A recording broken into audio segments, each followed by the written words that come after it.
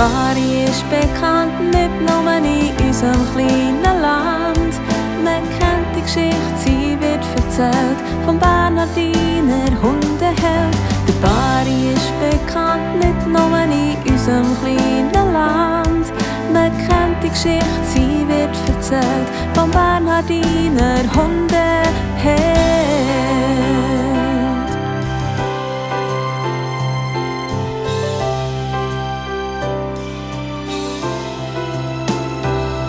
Vor mehr als 100 Jahren ist der Bari dann geboren. Im Wallis auf dem St. Bernhard, wo viele Schneestürme toben. Der Bari, der Lawinenhund, hat viele Menschen gerettet.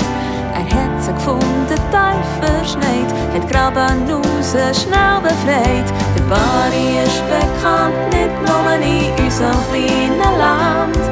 Man kennt die Geschichte, sie wird erzählt vom Bernhardiner Hundeheld. Der Bari ist bekannt, nicht nur in unserem kleinen Land. Man kennt die Geschichte, sie wird erzählt vom Bernhardiner Hundeheld.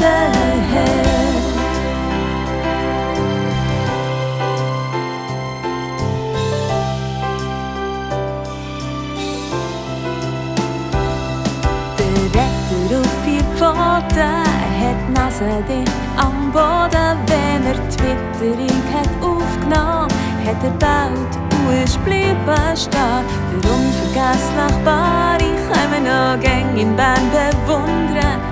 Wegen seiner grossen Taten ist die Erinnerung an ihn nicht verschwunden. Der Bari ist bekannt, nicht nur in unserem kleinen Land. Man kennt die Geschichte, sie wird erzählt vom Bernhardiner Hundeheld. Der Bari ist bekannt, nicht nur in unserem kleinen Land.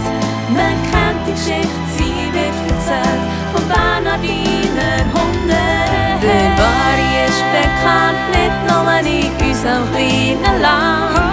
Man kennt die Geschichte, sie wird erzählt vom Bernhardiner Hundeheld.